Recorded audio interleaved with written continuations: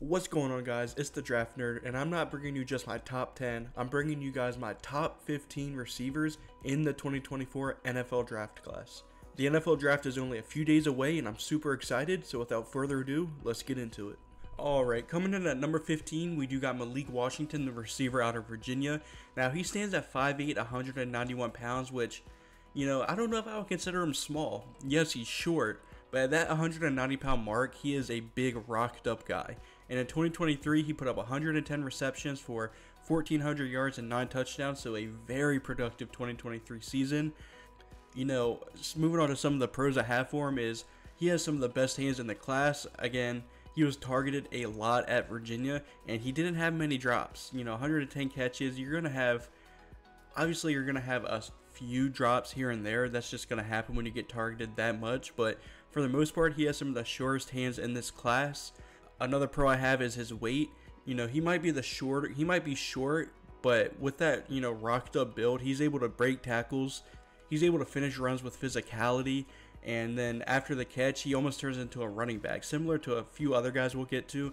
Once he gets that ball into his hands, the job's not done. Like, you gotta tackle this guy, and you gotta make sure you get him to the ground, because he can easily turn a 5-yard hitch route into a 40-yard gain just due to his athletic ability.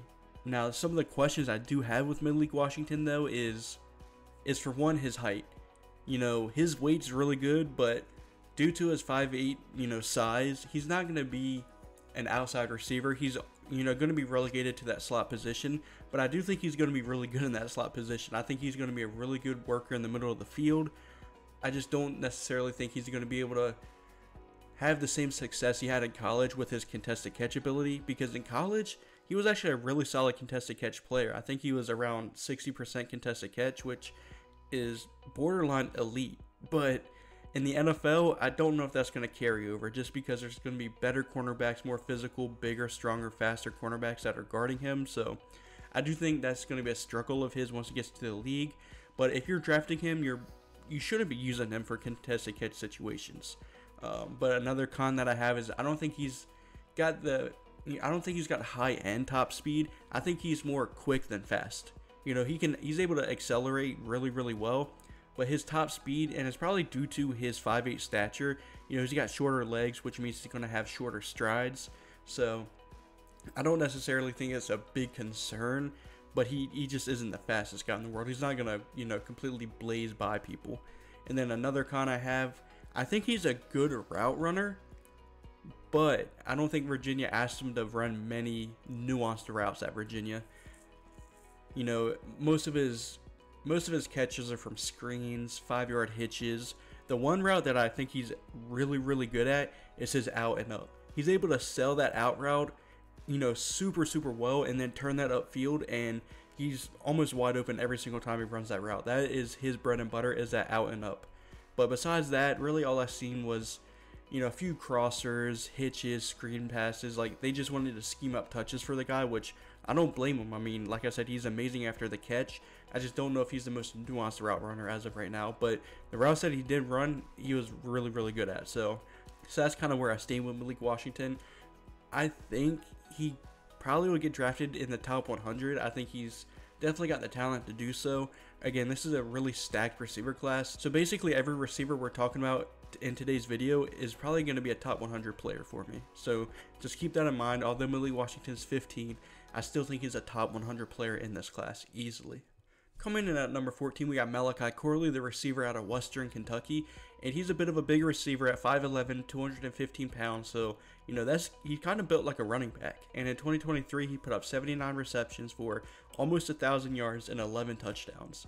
Now, the thing with Malachi Corley is basically the tale of two players.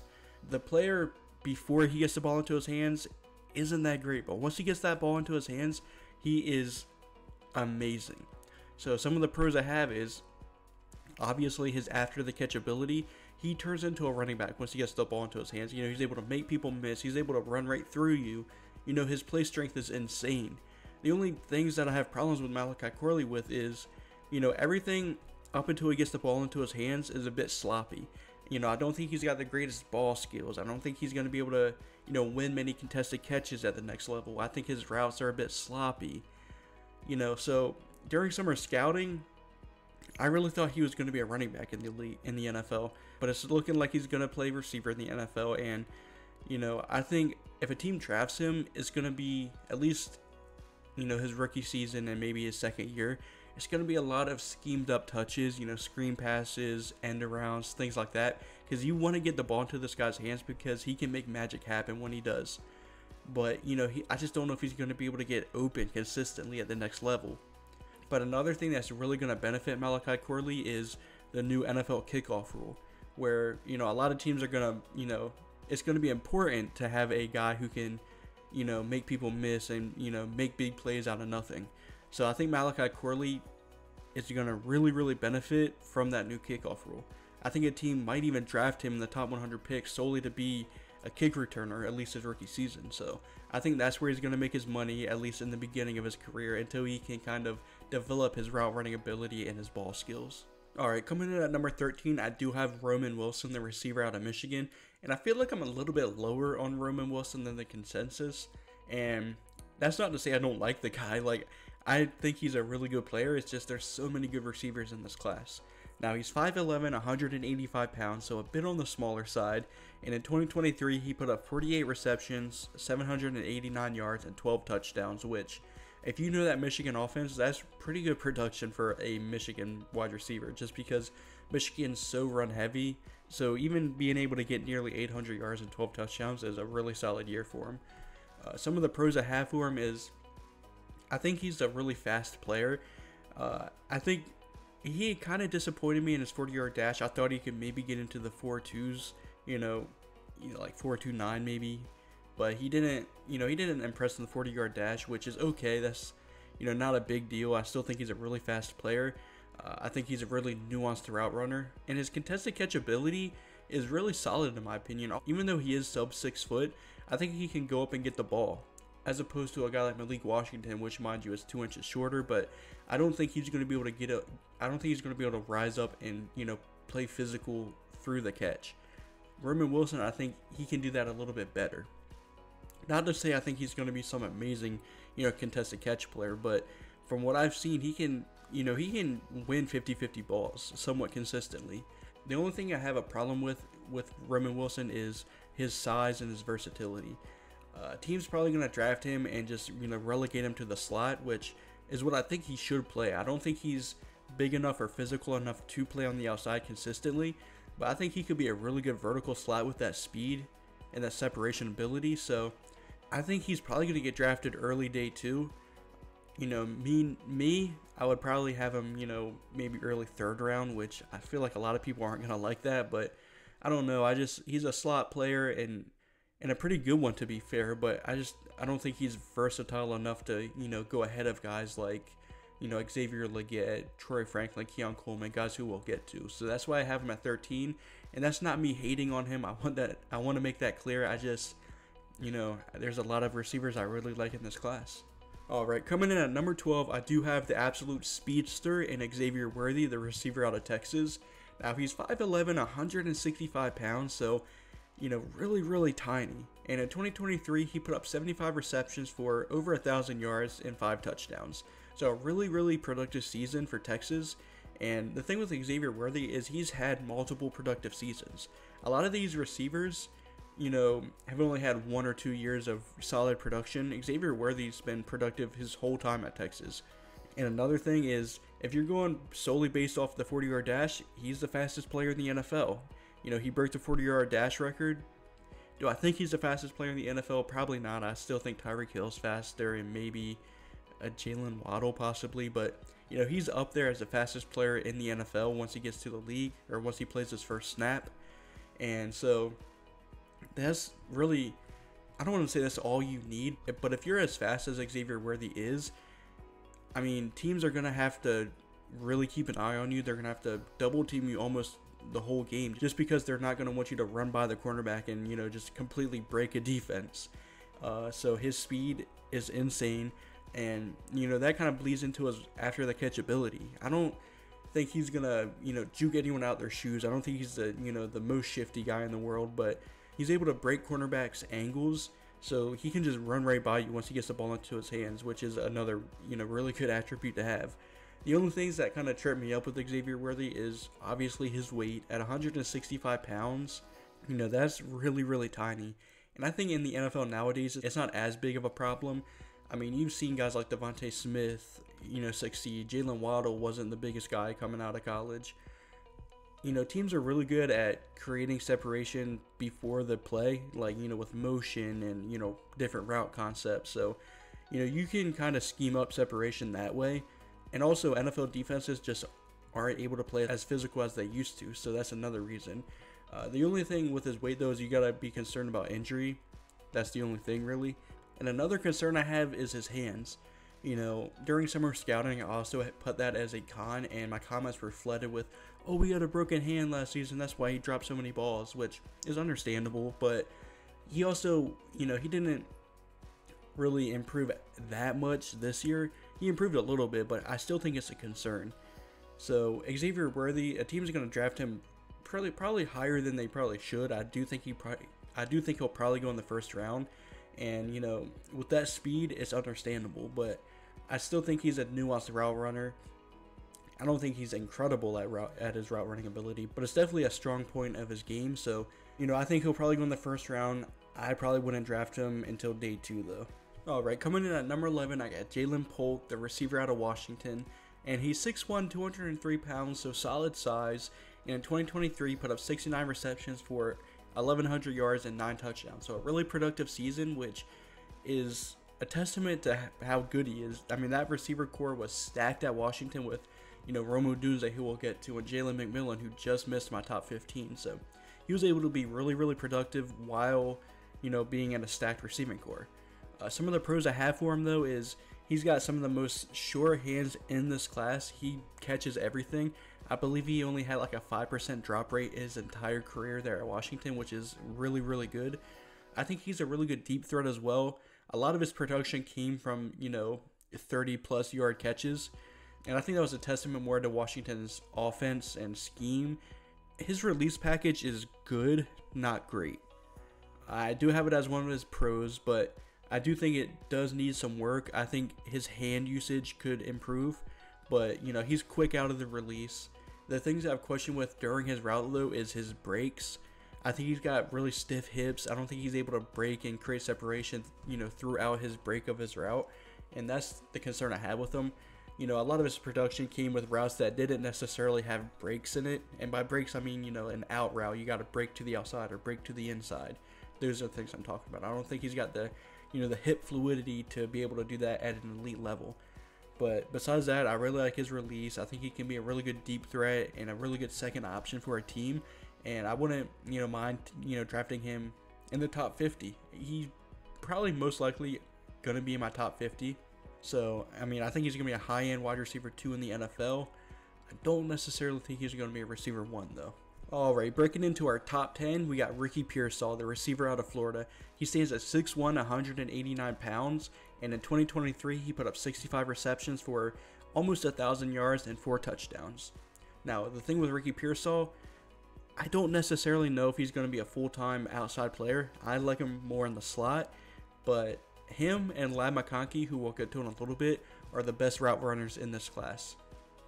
I think Lad McConkey has him beat by just a little bit, but Ricky Pearsall is still going to be a really good route runner in the NFL. I think he's going to create separation with ease, and the way he does that is with his really, really good release package.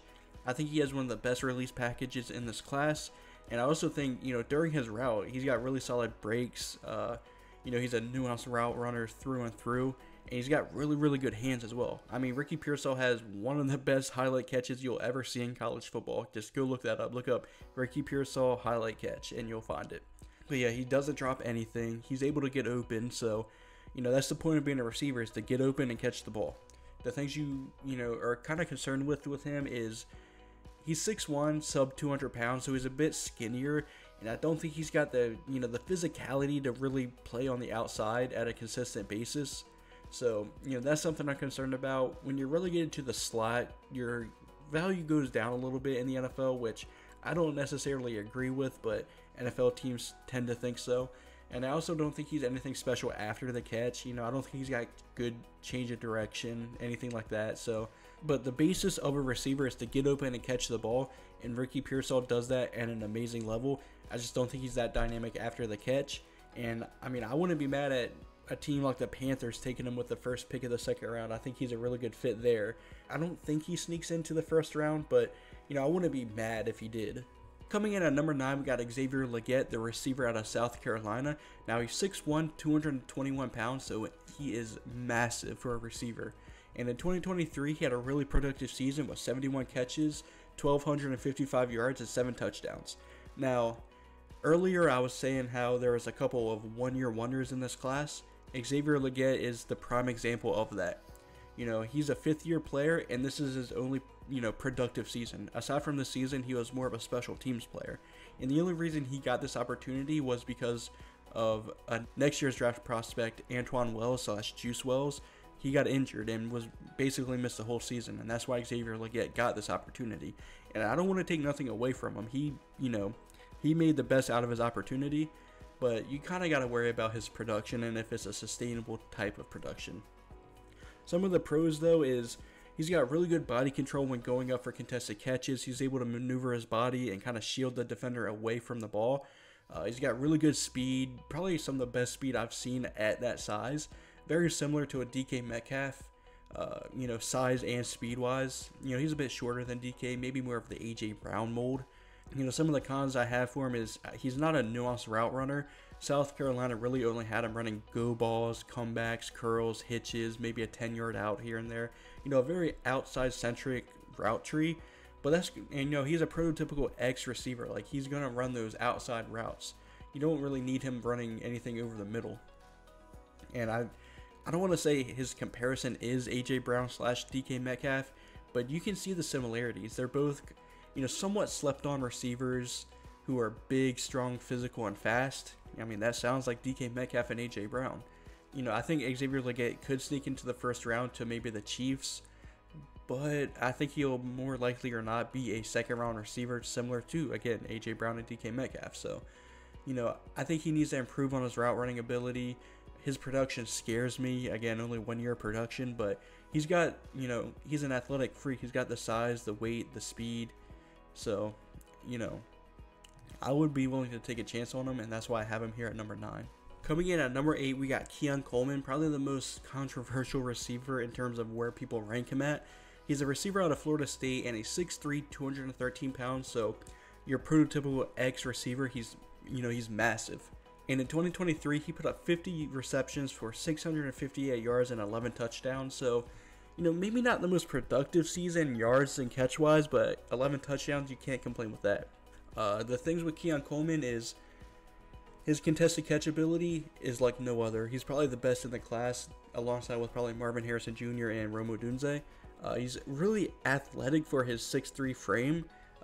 Florida State had him on kick returns, so that shows you that he's really good with the ball in his hands. Again, his contested catch ability is like no other, insane. The things you worry about with Keon Coleman, though, is he doesn't create separation really at all. And when he does create separation, it's because he's, overtly physical, which can draw penalties in the NFL. So I'm really worried about his, route running ability and ability to create separation in general. A team's going to draft him and hope that he can improve on that, because he has the athleticism to be able to separate. He's just, again, not the most nuanced route runner, and that's a fixable thing in the NFL. A coach can teach you how to, run better routes. What they can't teach you is that size, that athleticism, and those hands. So, Keon Coleman's a bit of a moldable ball of clay. Like, he has everything you need. You just need to teach him how to do the more nuanced things. So, I don't know. Keon Coleman's, I got him at number 8, but I really wanted to put him higher than this because I really do like Keon Coleman and his potential. But I got him here at 8, and, I think he could sneak into the first round. I would not be mad at all if that happened. Coming in at number 7, we got Ladarius Mack, the receiver out of Georgia. Now, he's 6 foot, 186 pounds, so not the biggest guy in the world. And in 2023, he put up 30 receptions for 478 yards and 2 touchdowns. Now, I want to make this clear. He was injured some this season, so his production is, a bit skewed because of that. But with Ladarius Mack, he is the best route runner in this class. him and Ricky Pearsall are kind of like right by each other, but Ladd McConkey I think is a little bit better. He's able to create separation with ease. He's got really good burst. He's not like your prototypical Patriots white receiver. Like, he's got the athleticism and, after the catch ability that a lot of those guys didn't have. The things with Ladd McConkey, though, that you got to worry about is his size and physicality. I think he's going to be relegated to the slot more often than not. I do think he can play on the outside a little bit more than guys like Roman Wilson and Ricky Pearsall, but I still think he's going to play a majority of his snaps in the slot, and I'm fine with that. Like, he's able to create separation so well that, like, just get the ball in this guy's hands. He's going to rack up catches in the NFL. I think he's going to be a consistent 90 to 100 reception player once he gets his experience. I'm not saying his rookie season is going to be like that, but I think he's going to be a consistent, 80, 90, 100 reception player, just because he's going to be able to get open with ease, and he's going to be able to, just create mismatches, really. He had a really good Senior Bowl, and that's kind of what really put him on the map for me, because, again, he hasn't had the most productive seasons, but, man, he was just getting open with ease at the Senior Bowl. He went to the Combine, had a really good Combine, so, I'm a big fan of Ladd McConkey. I think that he's probably the perfect fit for the Panthers, and really my pro comp for Ladd McConkey is Deontay Johnson, who the Panthers just traded for. I think he's a really crisp route runner who can play on the outside, just, maybe not as often as you would like. Coming in at number 6, I got Troy Franklin, the receiver out of Oregon. He stands at 6'2", 176 pounds, so a bit of a skinnier guy, and in 2023 put up an extremely productive 81 receptions, nearly 1,400 yards and 14 touchdowns. He was really productive in that Oregon offense, and some of the pros I have for him is he didn't have the best contested catch season last season, but if you take a look at his 2022 season, he was going up and grabbing that ball over defenders, so I have faith that he's going to be a good contested catch player in the NFL. I think he's got really good speed. He didn't necessarily have the best 40-yard dash, but, the tape doesn't lie. Like, he was able to blow by defenders with ease, and I think he's a really smooth route runner. I don't necessarily think he's the most nuanced guy in the world like a Ricky Pearsall or Ladd McConkey, but he just has smooth routes, and he's able to get open. The things I have questions with is obviously his weight and physicality. At sub 180 pounds at 6'2", like, you're going to get bullied in the NFL by more physical cornerbacks. I don't think he's, I don't think he uses his hands during his route as well as you would like him to.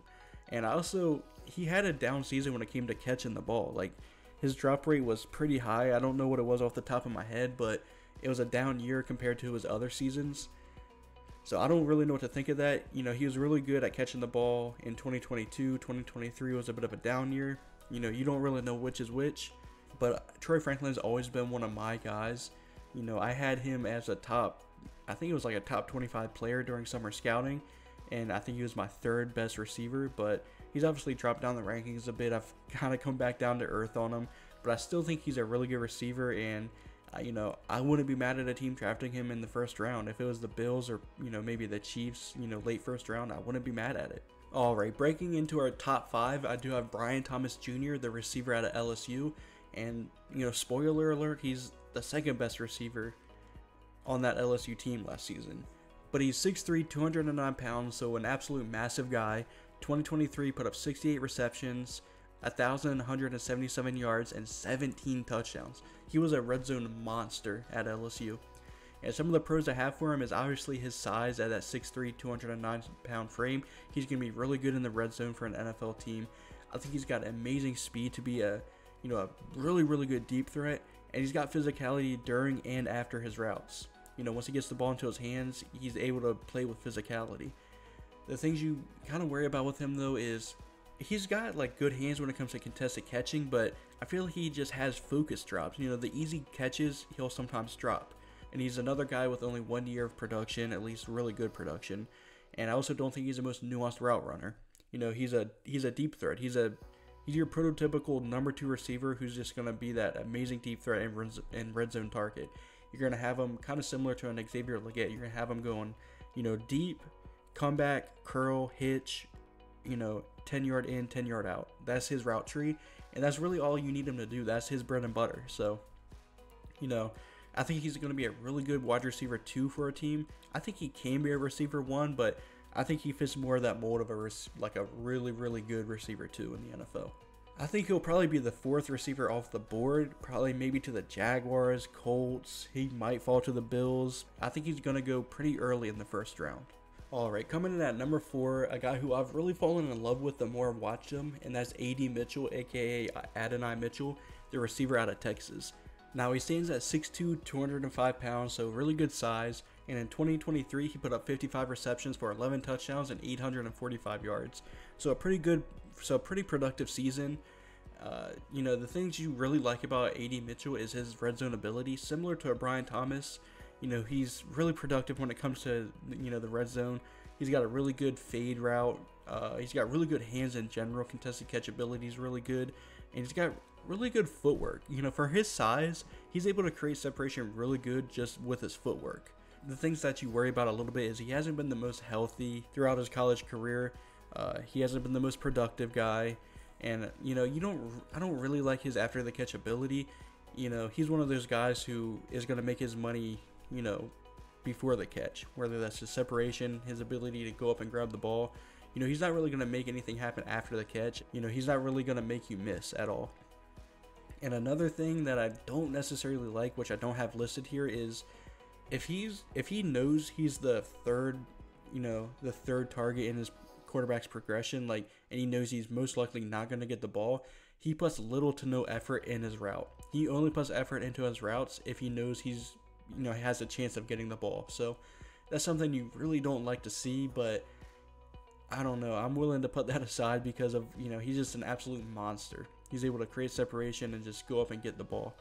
I wouldn't be mad if a team like the Colts took him at, 15, but I think he's more likely going to go after Brian Thomas and probably go to either the Bills or the Chiefs.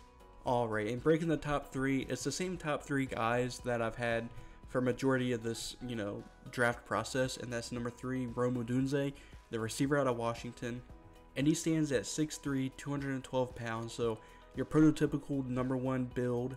In 2023, he had a really productive season with 92 receptions, 1,640 yards, and 13 touchdowns, so extremely productive in that Washington offense. He's got amazing size. He's got really good agility as well. Like, he's really athletic for that 6'3" frame. He's got, you know, really good route running ability. You know, I had questions in 2022 if he was, you know, a good contested catch player, and he put that to bed this season. Like, he was one of the best contested catch players in the country. So I don't really worry about that with him anymore. The only thing you worry about is his after the catch ability. He's just, you know, he's nothing special when it comes to that. But when you're as good as Romo Dunn, you don't necessarily need to be the most dynamic after the catch player. Like, he's going to make his money with, you know, getting open, you know, absolutely mossing somebody and getting touchdowns. That's what he's going to do. So you don't necessarily need him to be an elite after the catch player. You know, I wouldn't be mad. I think he's going to go top 10, almost guaranteed. I wouldn't be mad if my favorite team, the Giants, drafted him at 6. But I think I would be a little bit more happy if my Giants drafted who I have at number 2, which is Malik Neighbors. He's a receiver out of LSU, and he's a bit smaller at 6 foot, 200 pounds, but in 2023, he had a really productive season as well with 89 receptions, 1,569 yards, and 14 touchdowns.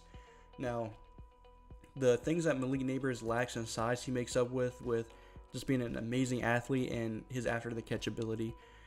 He's, you know, got really good route running ability, which you need to have if you're going to be the second best, you know, receiver in the class.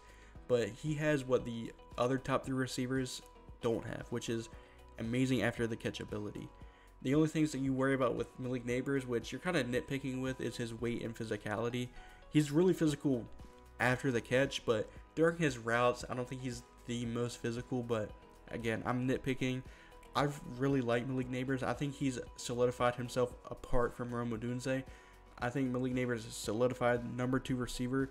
And then, spoiler alert, I guess, Marvin Harrison Jr. is solidified as the number 1 receiver. You know, Malik Neighbors, he's an all-around receiver. The only thing he doesn't have is the size that these other 2 guys have.